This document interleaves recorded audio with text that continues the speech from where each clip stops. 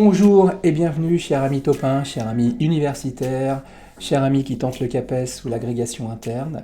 Si tu cherches une formation sérieuse pour avoir de réelles compétences sur la décomposition en éléments simples, eh bien tu es au bon endroit. Alors commençons à parler du contexte. Une fraction rationnelle, c'est un polynôme sur un polynôme à coefficient dans un corps K qui peut être R ou C. Le degré de cette fraction rationnelle sera toujours égal à degré de P moins degré de Q. Dans cette formation, je m'intéresserai essentiellement aux fractions rationnelles ayant un degré négatif, c'est-à-dire tel que le degré de P est strictement plus petit que le degré de Q. Alors rassure-toi, je te ferai à la fin de la formation, la vidéo, un petit commentaire sur les fractions rationnelles ayant un degré positif. Tu verras que c'est pas très compliqué, on se ramène très vite à une fraction rationnelle de degré négatif. Pour l'instant, il faut juste comprendre qu'une fraction rationnelle s'écrira comme une combinaison linéaire de ces fonctions et il y aura une subtilité selon que le corps K est R ou C. Alors l'intérêt de décomposer en éléments simples, ce sera lorsque vous chercherez à faire donc, du calcul intégral ou la recherche de primitives, de fractions rationnelles. Et là, la décomposition en éléments simples vous aidera grandement à la résolution du problème. Donc ça, ce sera l'objet d'une autre vidéo, mais retenez ça pour l'instant. Donc si tu cherches une formation sérieuse sur les décompositions en éléments simples de fractions rationnelles, tu es au bon endroit. Je vais te partager toutes les astuces et les méthodes qui te permettent de décomposer en éléments simples dans plein de cas. Donc n'hésite pas à voir dans le lien dans la description le sujet d'exercice et les annexes que je mets en plus. Et je te dis à tout de suite pour le début de la formation.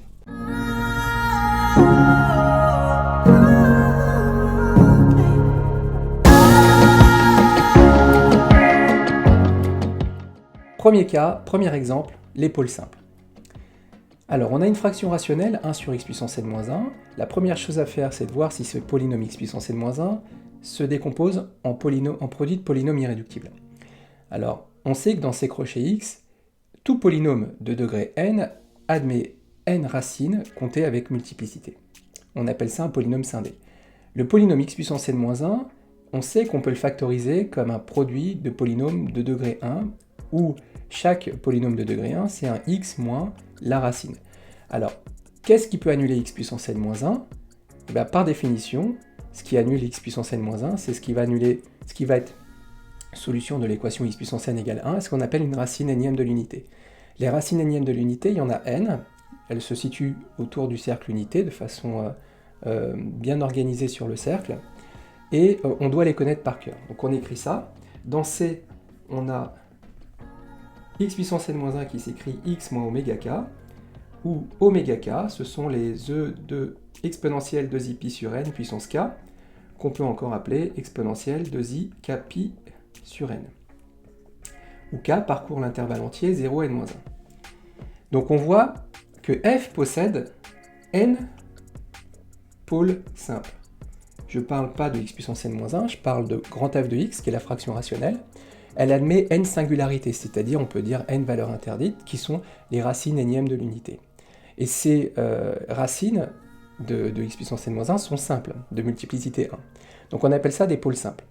La théorie me dit que lorsque lambda, par exemple, est un pôle simple d'une fraction rationnelle, et lorsque je cherche la partie ici, dans le théorème de décomposition élément simple, si je m'intéresse simplement à l'élément sur x moins lambda, il y a une constante à trouver, et cette constante s'appelle le résidu, associé au pôle simple lambda, et j'ai une formule à connaître absolument par cœur, qui dit que A est égal à P de lambda sur Q' de lambda.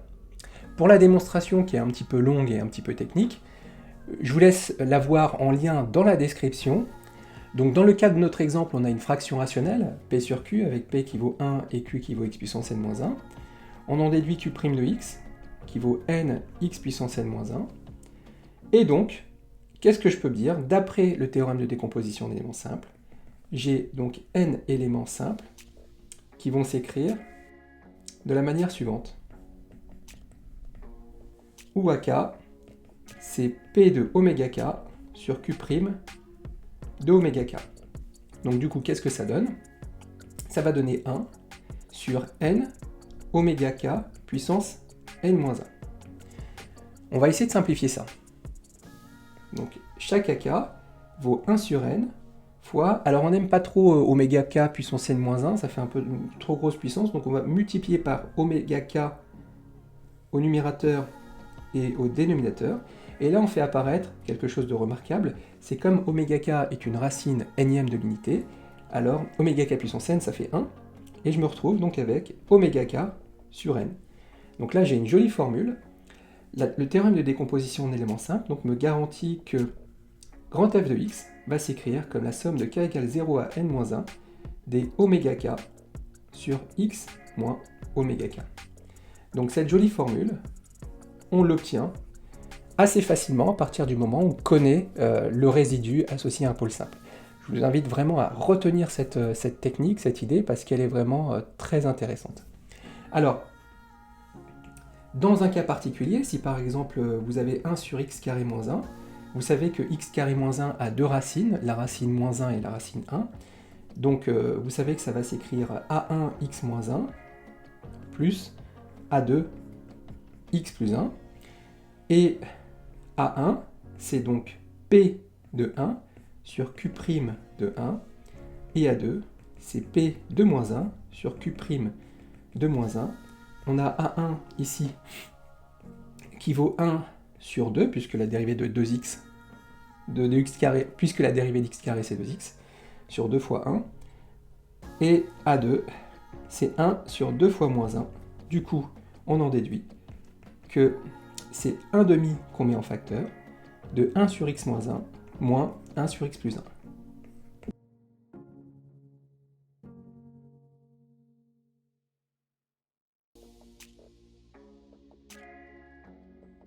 Alors maintenant, on va parler des pôles doubles, et pour ça, on a un exemple, la fonction g.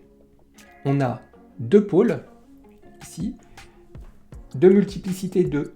Donc on a 1 de multiplicité 2 et moins 1 de multiplicité 2. Le théorème de décomposition en éléments simples nous dit la chose suivante. G de x va s'écrire en éléments simples suivants, comme la somme de ces éléments simples, a sur x moins 1, plus b sur x moins 1 au carré, plus c sur x plus 1, plus d sur x plus 1 au carré. L'objectif, c'est de déterminer A, B, C et D. Dans ce cas-là, on a affaire à des pôles doubles. Il n'y a pas vraiment de difficulté, il faut juste connaître quelques astuces qui vous permettent d'avoir A, B, C et D. Comme on a 4 inconnus, je vais vous montrer 4 astuces de calcul qui permettent, en général, de bien s'en sortir dans ce cas-là. Alors, la première astuce de calcul, c'est de prendre la fonction g et de la multiplier par x moins 1 au carré. D'accord ? X moins 1 au carré fois g de x. Comme ça, on est sûr d'éliminer au dénominateur une partie qui peut poser un problème. On prend aussi la forme donnée par le théorème de décomposition en éléments simples qu'on multiplie aussi par x moins 1 au carré.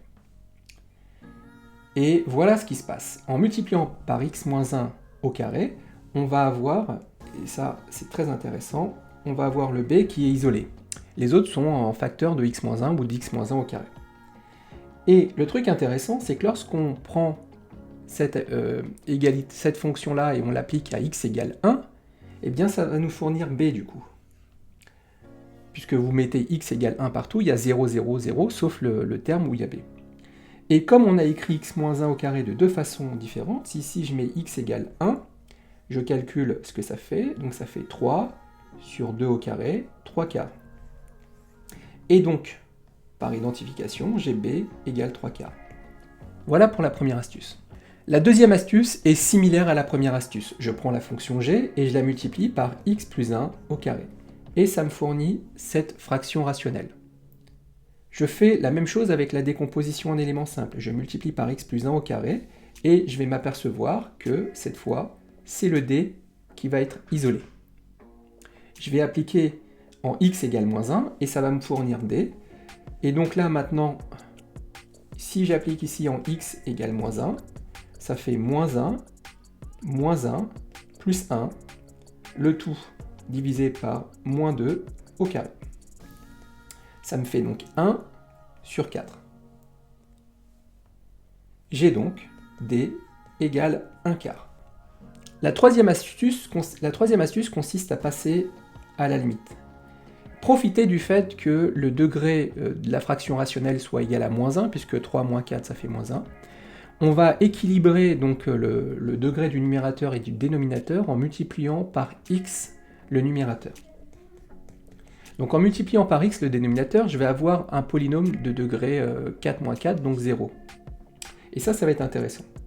Donc x fois g de x, j'écris tout simplement ce que ça fait, et je cherche la limite. Alors, un petit point à savoir sur les limites de fraction rationnelle.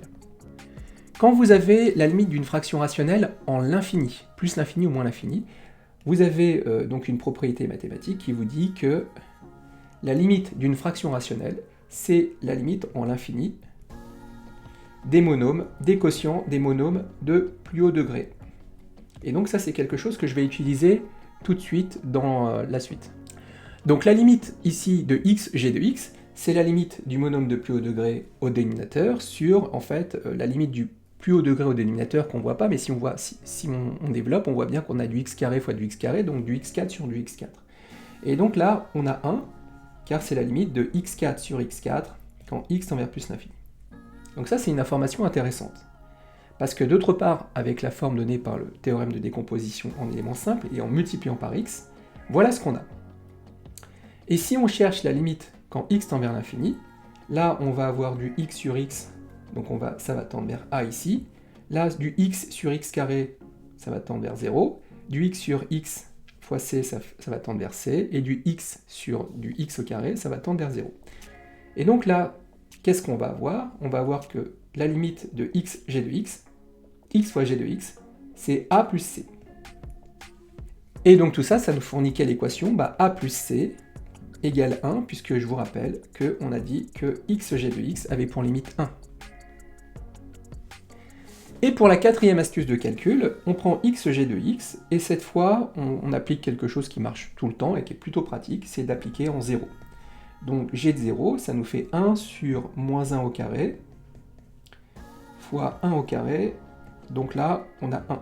Donc g de 0 vaut 1. Ça peut être intéressant puisque la décomposition, la forme donnée par la décomposition en éléments simples, appliquée aussi à 0, va me donner moins a, plus b, plus c, plus d. Et par identification, ça va me fournir une équation. Donc moins a plus b plus c plus d égale 1. Alors, il ne faut pas oublier que dans cette équation, b et d sont connus. Donc on remplace, ça fait moins a, plus 3 quarts, plus c, plus 1 quart, égale 1. Et puisque 3 quarts et 1 quart, ça fait 1, on a donc moins a plus c égale à 0. Conclusion, a et c, qui sont mes deux dernières inconnues, vérifient l'équation, le système moins a plus c égale à 0, et a plus c égale 1. Donc si on fait l'addition de ligne 1 avec ligne 2, on a 2c égale 1, soit c égale 1,5. Et si on reporte c égale 1,5 ici, on a a qui est aussi égal à 1,5. Et donc, grâce à toutes ces astuces de calcul, on a déterminé la décomposition en éléments simples lorsqu'on a affaire à un pôle d'ordre 2.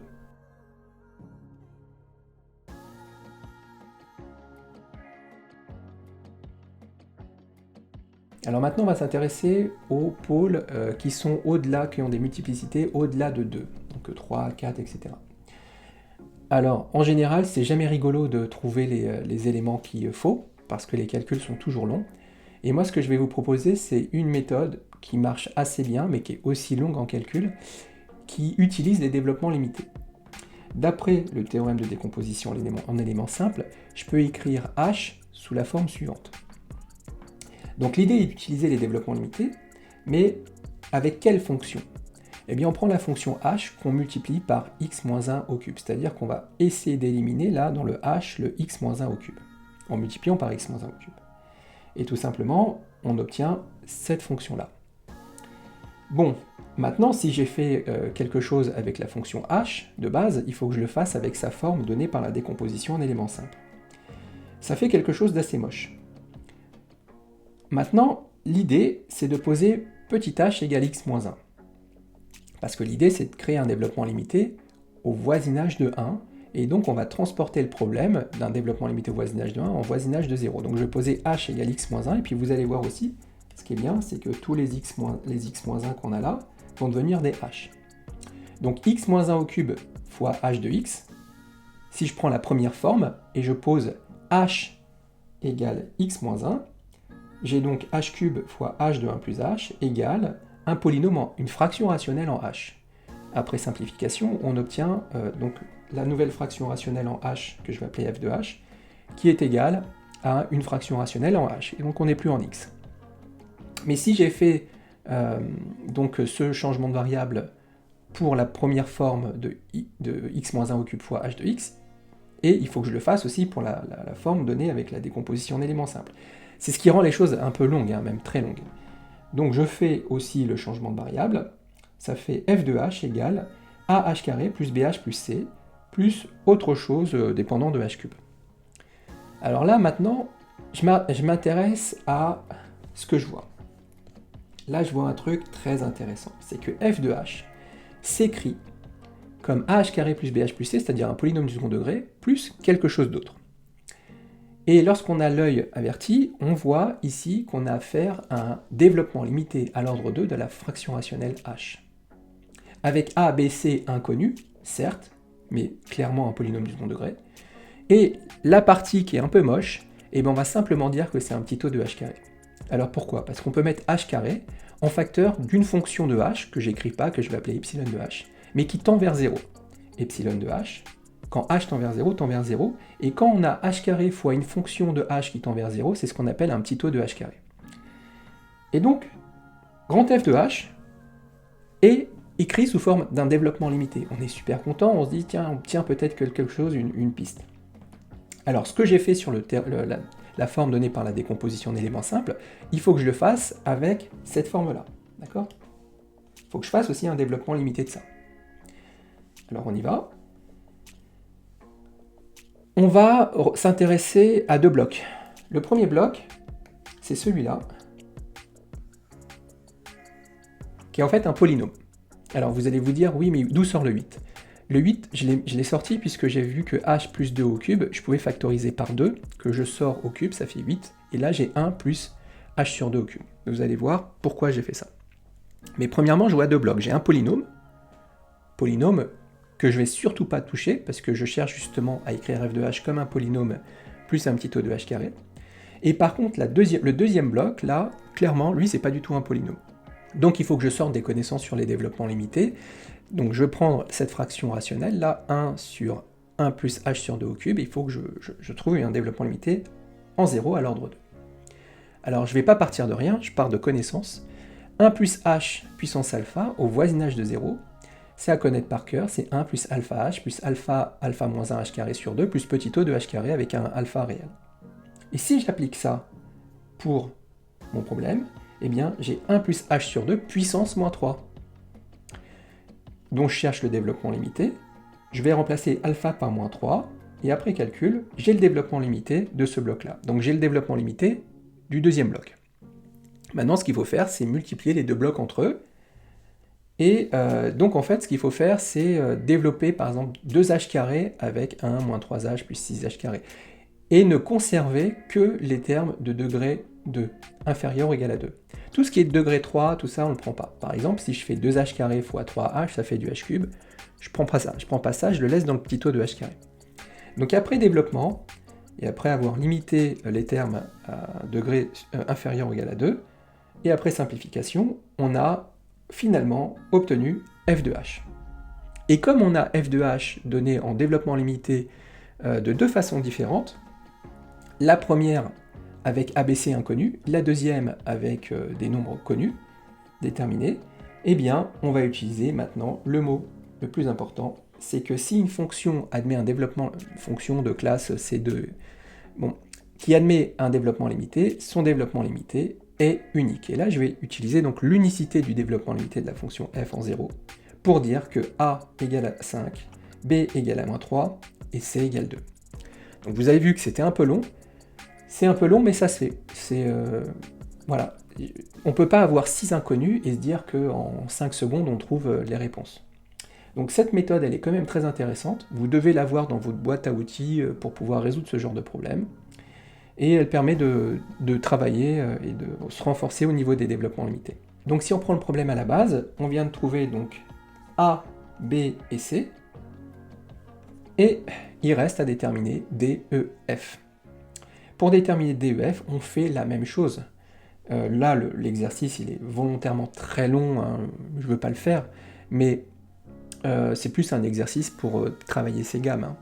Et donc là, si vous devez travailler pour avoir D, E, F, vous faites la même chose, sauf qu'au lieu de multiplier par x moins 1 au cube, vous allez multiplier par x plus 1 au cube, et vous allez faire exactement la même chose pour déterminer D, E, F, à l'aide des développements limités.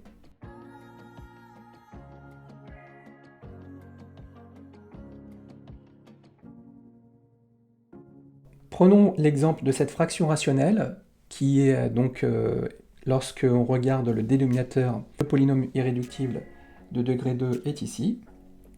Il est irréductible dans R, il est bien sûr, on peut le réduire dans C, puisque c'est x moins i fois x plus i, mais dans R, il est irréductible. Et x carré moins 1, lui par contre, n'est pas irréductible, c'est x moins 1 fois x plus 1. D'accord? Donc on se retrouve avec un pôle de degré 1, deux pôles de degré 1, 1 et moins 1, et un polynôme irréductible de degré 2. La décomposition en éléments simples dans R de x va me dire que k de x va s'écrire sous la forme ax plus b sur x carré plus 1, plus c sur x moins 1, plus d sur x plus 1. Donc il y a 4 inconnus. Pour c et d qui sont des pôles, alors là je vous laisse regarder la première partie de la vidéo. On a p de 1 sur q' de 1, d'accord, avec p et q qui sont donnés comme le numérateur et le dénominateur de la fraction rationnelle k. Donc p de 1 sur q' de 1 pour c, et p de moins 1 sur q' de moins 1 pour d. Reste à déterminer a et b. Alors là, on va utiliser une stratégie, c'est de multiplier k de x par x carré plus 1. Donc si on prend les deux formes de la fonction k, on a x carré plus 1 fois k de x qui vaut x carré plus x plus 1 sur x carré moins 1. Et en prenant donc la décomposition en éléments simples, on va avoir x carré plus 1 fois k de x qui va s'écrire x plus b plus c x carré plus 1 sur x moins 1, plus d, x carré plus 1 sur x plus 1. L'idée, c'est de trouver a et b. Eh bien, on va appliquer ici x égale i.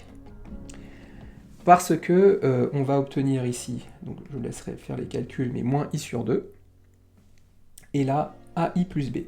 L'intérêt d'utiliser i, c'est que ça va annuler x carré plus 1, et donc j'aurai pas besoin d'avoir une équation avec c et d. J'ai ai plus b. ai plus b donc vaut moins i sur 2. Alors qu'est-ce que je sais dans C? Deux nombres complexes écrits sous forme algébrique sont égaux si et seulement si leur partie réelle et leur partie imaginaire sont égales. Donc ai vaut moins i sur 2, c'est-à-dire que a vaut moins 1/2, et b, qui est la partie réelle, vaut 0.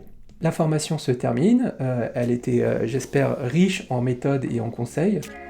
J'espère que vous allez pouvoir maintenant vous débrouiller et avoir une vision beaucoup plus claire de ces techniques à utiliser lorsqu'il s'agit de décomposer en éléments simples. Et donc je vous dis à bientôt pour d'autres vidéos, mais n'hésitez pas aussi à laisser des commentaires, à dire si ça vous a plu ou si ça n'a pas plu, et puis dire si vous voulez que je propose d'autres vidéos dans ce format-là. Et je vous dis donc à bientôt pour d'autres vidéos.